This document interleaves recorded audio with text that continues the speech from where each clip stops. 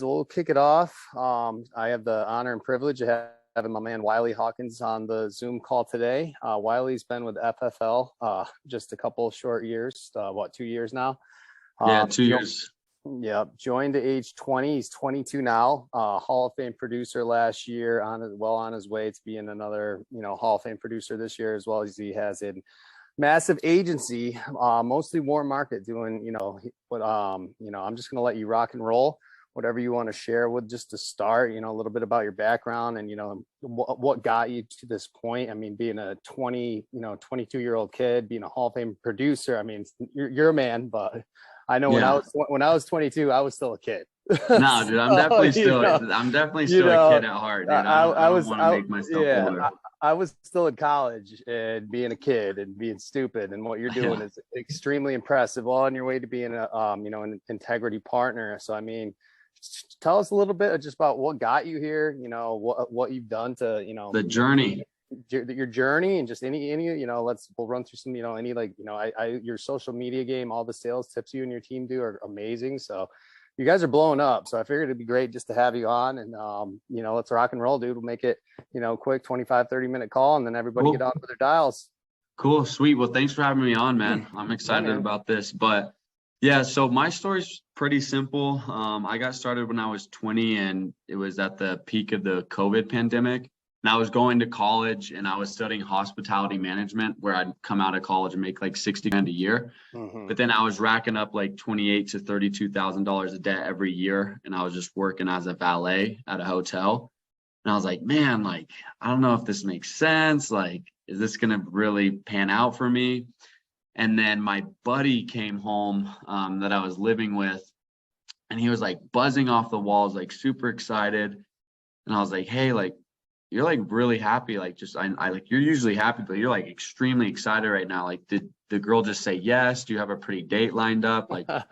What's going on? And he's like, no, commission selling life insurance. I was like, you smell dollars? I was like, how long did that take you? And he's like, an hour and a half. I was like, in an hour and a half, you just made my monthly pay pretty much, because I was part-time. And he's like, yeah.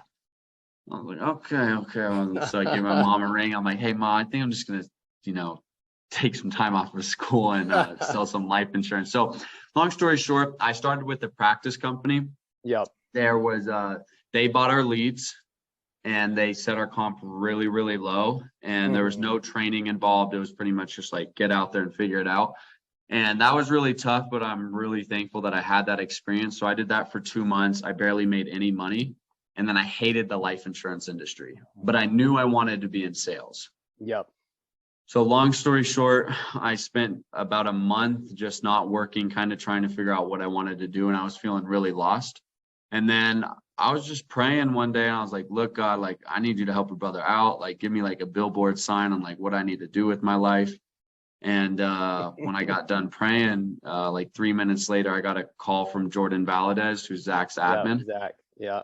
And she's like, hey, is this Wylie? I'm like, yeah. She's like, we found your resume. And the funny thing was I didn't apply for a single life insurance job. I know that for a fact. Wow. So I don't know how that worked out, but God is good. And then I was like, yeah, I'm ready to try it out again. I just need a job. And so then I got started and honestly, dead broke, dude. I had just paid my first month of my lease, got some groceries, filled up my tank of gas in my car. And then I had 17 cents in my bank account when I walked in Zach's office, and I didn't know what a lead was. No doubt. What was it like to come in, from a practice company into something like FFL, where you have a mentor, like Zach, who's, he's a young man too. So at the time he's probably 23, 24, but having a mentor like him to guide you and kind of just show you the ropes, because obviously Zach's team has exploded and, integrity partner, everything, but everybody, it seems that, comes from that team, ends up being an extreme beast in the field. You're doing the same thing with your team. So what was it like to have Zach being a mentor to you right away with 17 cents in your bank account? What did that mean to you there? Dude, it was amazing. And I think that's one of the biggest things. I think that's one of the biggest pieces is why I was successful, because let's say the bar of success is right here. If you have a good mentor, it's just going to accelerate the process as long as you're willing to put in the work. Yep. And like I knew I needed to work hard. And then so Zach was like, his bar of success was here, and he just put a ton of pressure on me, which just allowed me to accelerate. So I would say that was the biggest thing ever. And if you guys don't have like a necessarily like a direct upline that's your mentor, you can still reach out to people and find somebody that you relate to. Because Zach, he taught me like pretty much the foundations. And then after that, Easton taught me a lot of like my in-home structure. Yep. And then after that, Paul McLean online taught me pretty much like how to handle objections, and Matt Smith. Yep. So I think it's just really important to understand like all the training online is just going to allow you to accelerate your success. And then you'll just begin to make more money and help more families. But yeah, I mean, Zach's like my older brother, genuinely. Like I love that dude to death.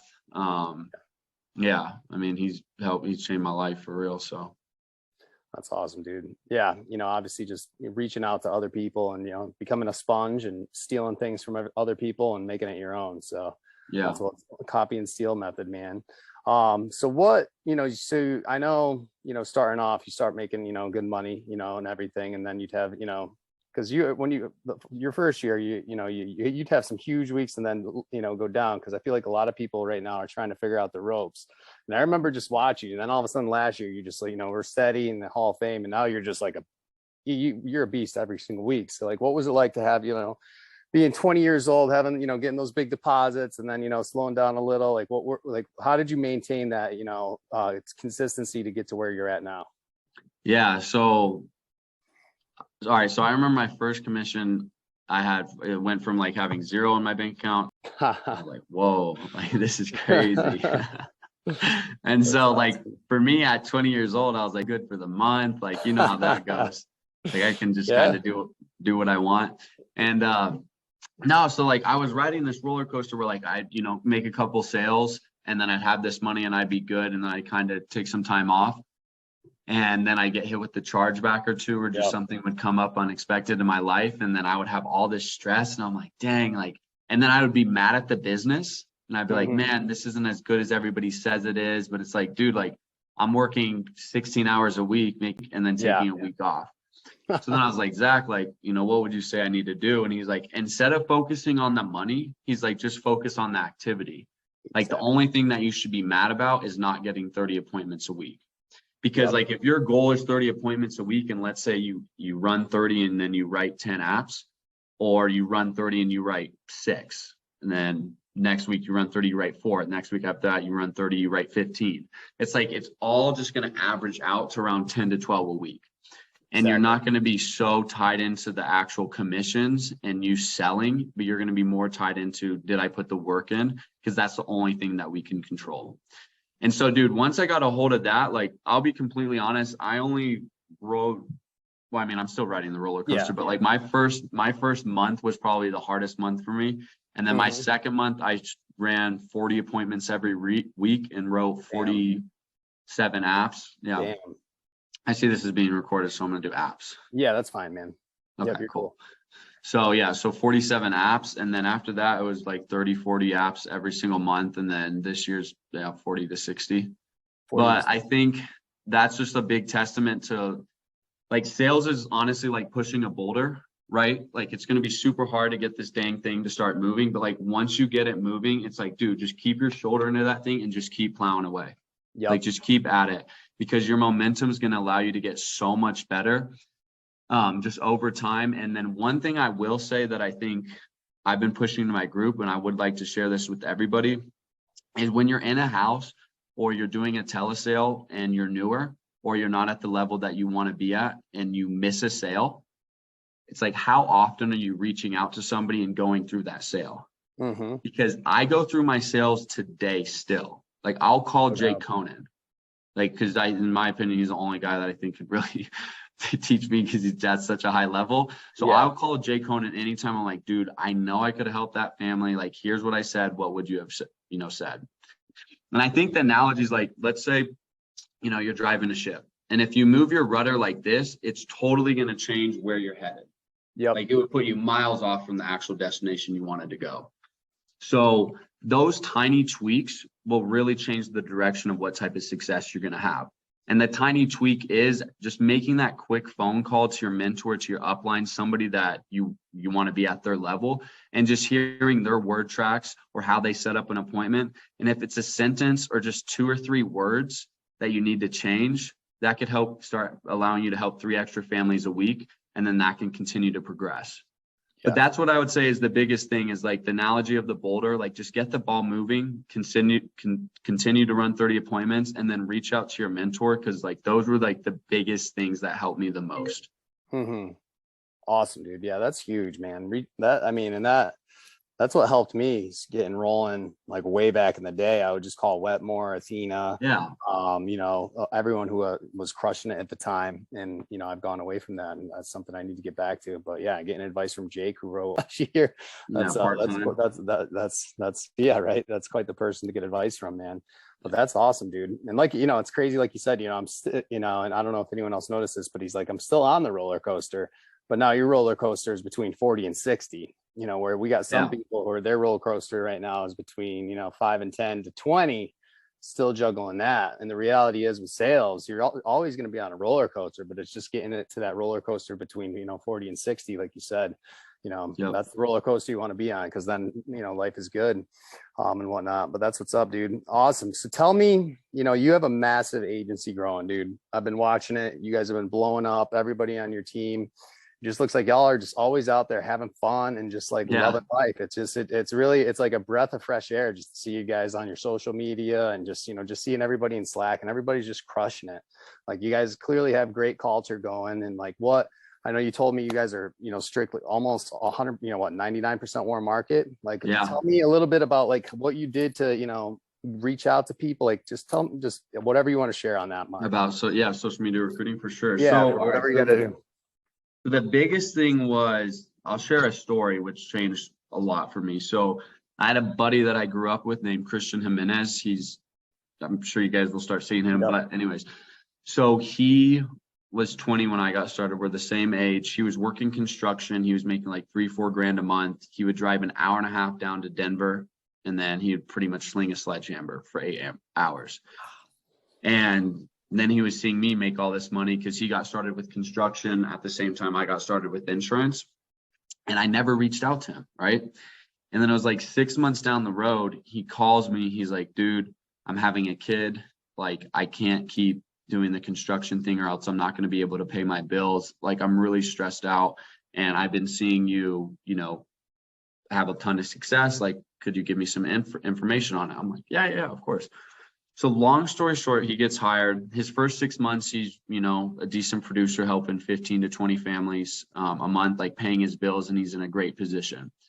And then all of a sudden, these past 6 months, he's began to help 40 to 50 families every single month.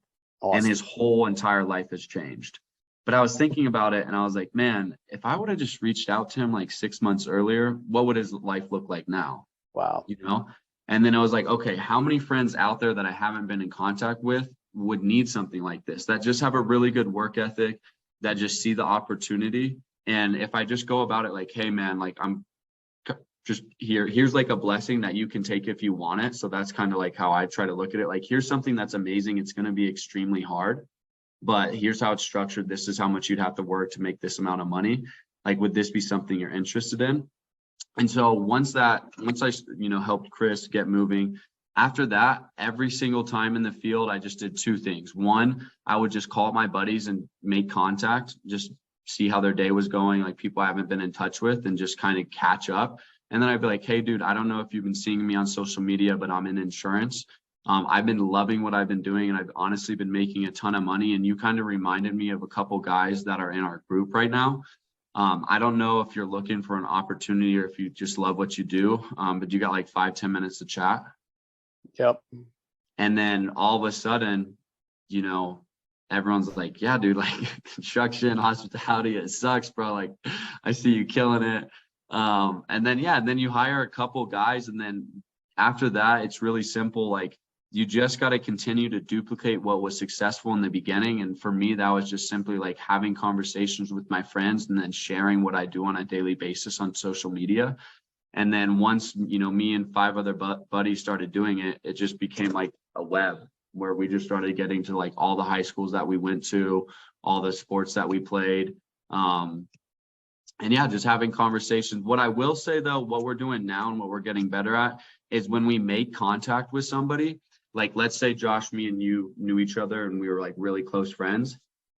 For some reason, when you're really close to somebody, they don't necessarily believe everything that you're saying. So we do this little like Zoom call with all of our hires, which is a third party validation call where like, let's say you're interested, Josh, then I'll get you on a call, and then I'll get you on a call with like Chris or somebody else that you don't really know. They'll share their story, I'll share mine, and then it validates the system. And they're like, yeah, dude, like everyone's crushing it. Like, let's do it. That's awesome. So that's something that I would add is if you're looking to hire somebody and like, let's say you're hiring like a single mom, then for me, I would call Brittany. And I'd be like, hey, Brittany, like I have a friend, she's a single mom. Like, she's not really going to believe like my story or maybe the system. Like, could, you know, hop on a call with us and just kind of explain like what this has done for you? Yep. Yeah.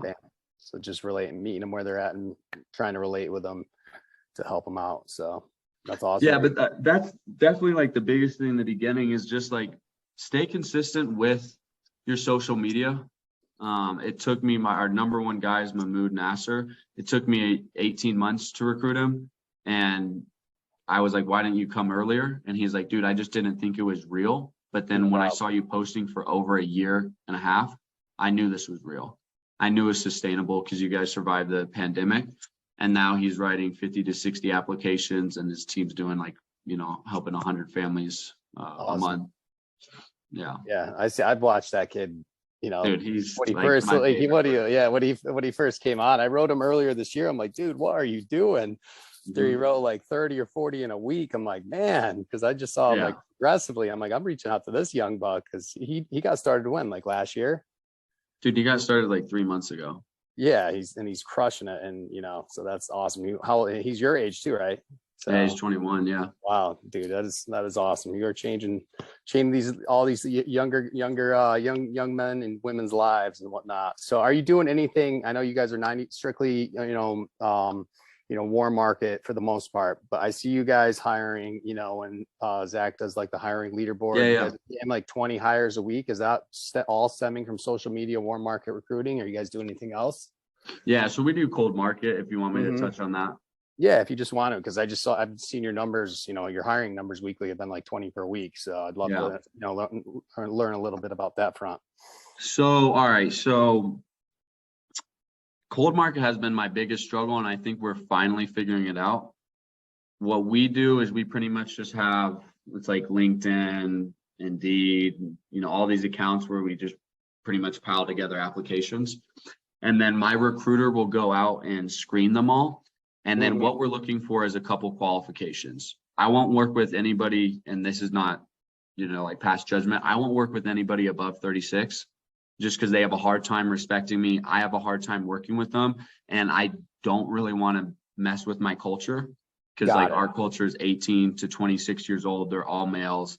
Like, there's a couple girls in there, but I would rather just work with the people that I know I can lock arms with and like trust and have my back. And that's not saying, you know, somebody older wouldn't. It's just they respect me more, and then it just works better for us. Anyways, so there's a couple qualifications. Like you could hire 30 people a week with cold market if you really wanted to, but you're only going to have 3 people come through and ever do anything. So I would rather hire 3 and have 3 for 3 go through than hire 30 and only have 3 go through. So what we do is we really try to qualify them. We take them on a roller coaster ride when we actually talk with them. So we'll like hype it up, like be like, dude, this is like the opportunity. This is how it works. Like this is the amount of money you can make, residuals, commission, leads, structure, training. We're like, boom, boom, this is great. And then it's like, but if you want to do this, this is what you're going to have to do. And then we take them down. We're like, our average guy works 60 to 80 hours a week. No one has fun on Saturdays. All we do is work. The only day we take off is Sundays. We're in an office pretty much Monday, all day on Monday, all day on Thursday.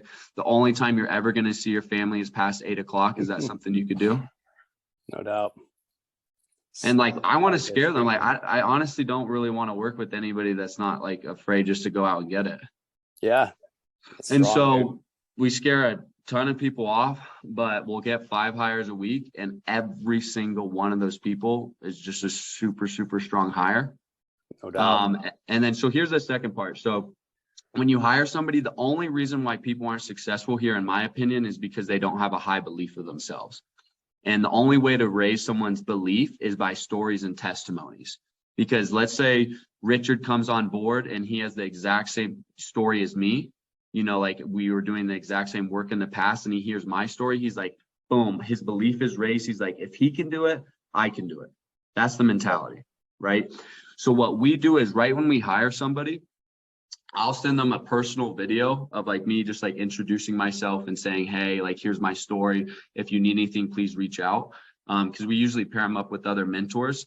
And then what we'll do is every 3 days, we'll have them get on a FFL USA YouTube video that relates to their story. And then 2, we'll have like a new agent orientation on Mondays. And so we're just pitching stories the whole time. Okay. And so what that does is when they're going through contracting, they're like, man, like studying for this test sucks. You know what I mean? But they're like, dude, this is going to be so worth it. Like this new girl, Ingrid, like she's crushing it. She's doing 20K. Like she was just on the new agent orientation. Like I got to get this license. Yep. So I think that's important. When you hire somebody, just make sure to follow up with them, figure out their story, and then find podcasts that relate to their story and push that over to them. That's strong, dude. Awesome. That's super strong. Awesome. Well, Wylie, I appreciate you hopping on, my man. One more thing I'm curious is to know, and then I'll open it up for a couple questions. If you get a new agent rolling, what do you because you got a lot of new people coming on board, what do you help them? What's your like go-to lead plan for them? Obviously you got to figure out their budget, but are you recommend them CRM, the smart financials? What do you guys doing in your group to get people rolling fast?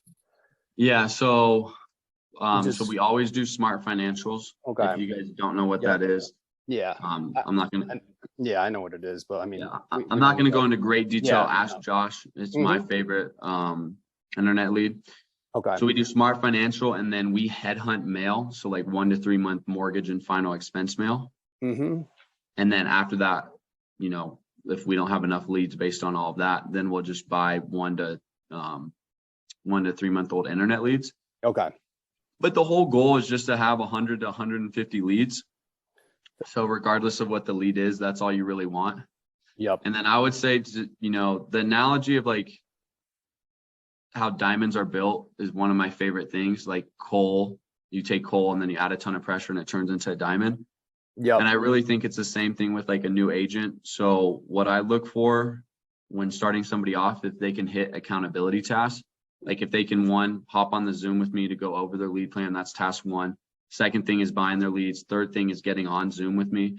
The fourth thing is dialing with me for 8 hours that day. Yeah. And it's like, okay, every single task I give them continues to put more pressure on them. Like, can they handle the pressure? Yep. And then if they miss 3 tasks in a row, it's just like kick rocks. Like, honestly, good luck. I don't have time to work with you. Got it. Like, if you can't do 3 things in a row that it's like, dude. Yeah. I can't be your babysitter. I'm 22 years old. Exactly. I love it, dude. Yeah. Awesome. So accountability tasks, and then just get 150 leads. Yep. That's the goal. 150 leads, book 10% of them. There's your 15 appointments. Just dial all day till you get the appointments. If it takes, 8 hours, if it takes 12, it's all in the activity, my man. All right. Yeah. So let's open it up for a couple of quick questions. Let's try to be off by 9:30, just so, whatever time it is where you guys are at. So y'all can get on with your dials. But does anyone have any questions for Wylie? Then all that was awesome, dude. Thank you so much for hopping on, man.